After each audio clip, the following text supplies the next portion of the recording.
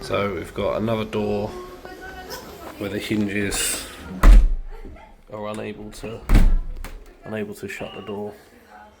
So we're going to replace all three hinges and change the colour to white as well. Someone's had a go at adjusting them and rounded off all of the screw holes as well. So step one is remove the door pins out. Unfortunately we had two that were quite severely bent. Then unscrew the plates from the door. Step three, well that's technically 1 and 2. Step three is unscrew the old hinges.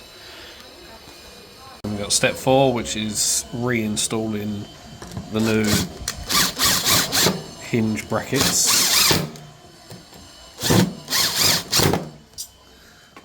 So this section goes on the bottom because this is what the door pivots on, and it actually sort of rubs on this plastic bit instead of metal on metal.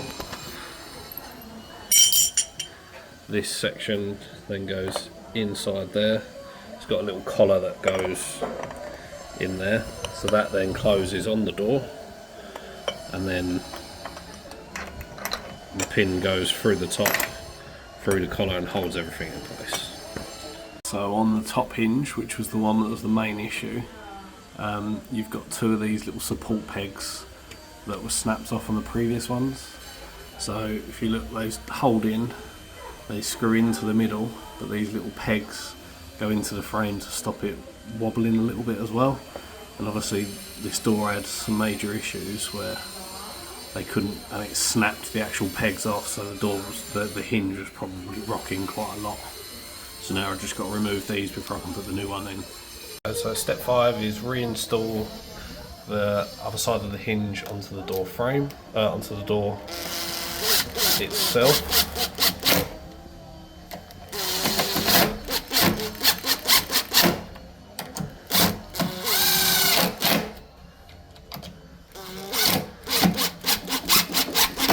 This is always done prior to hanging the hinges on the frame.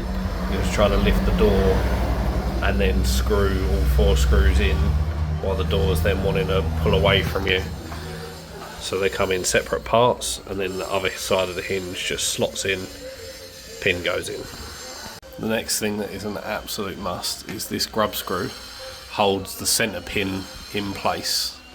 So a lot of the time where you get the adjustments, or you see like the little pin popping out the top, this is down to this grub screw not being installed fully or not being installed properly, where it then slips out. So that has to be nice and tight on that centre pin. So on the centre of this pin, this little groove is where that goes in, and it sits like that, and that little groove is where that grub screw goes. So this pin then can't work its way out, because every time you open and close the door, this is just rolling, and it just works its way out. So these hinges have a few different ways to adjust them. So you've got the top pin, which is a 5mm Allen key. That turns this bit and it goes like round like that. So you can sort of pull it a little bit tighter here, you can pull it away a little bit, you can pull this bit so it goes either side.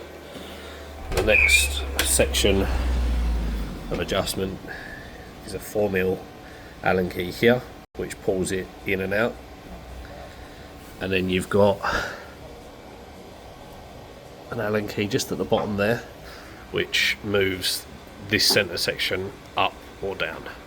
So you push this little plastic washer, the Allen key at the bottom there raises that up, so it then moves this hinge up. Top tip while you're adjusting the keeps on the frames. So this door lifted handle, all the hooks set in place, but they were like just a fraction too small. So as you was lifting the handle, it would lift up fully, and then the key wouldn't turn fully. Now to determine what one, I normally take one of the keeps off, lift the handle, turn it, and if it sets in properly, then you know that this is this top one. So the other two keeps are all sitting in fine, and it's locking the door. So you know that this top keep now is the keep that's the problem, and then you can start just adjusting this top one because you know the bottom two work.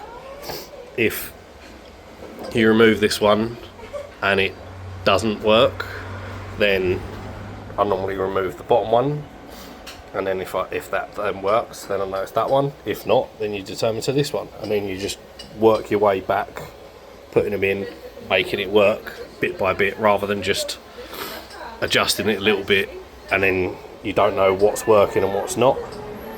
So it's sort of like just trying to determine what one is the problem, and I found out that this one's the problem, so I'm going to reinstall it, and then I know all I've got to do is adjust this top one, and then check all the seals and make sure it's all alright.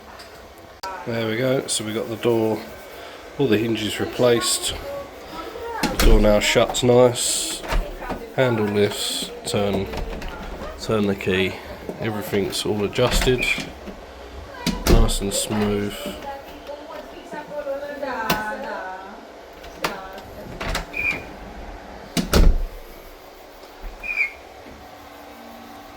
No more rubbing on the frame.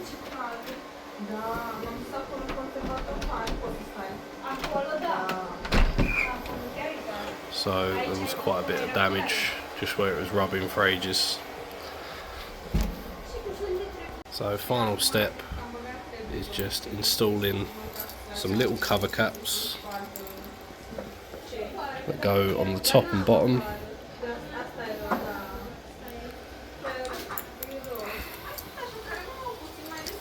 Sorry, I'm trying to do this one-handed.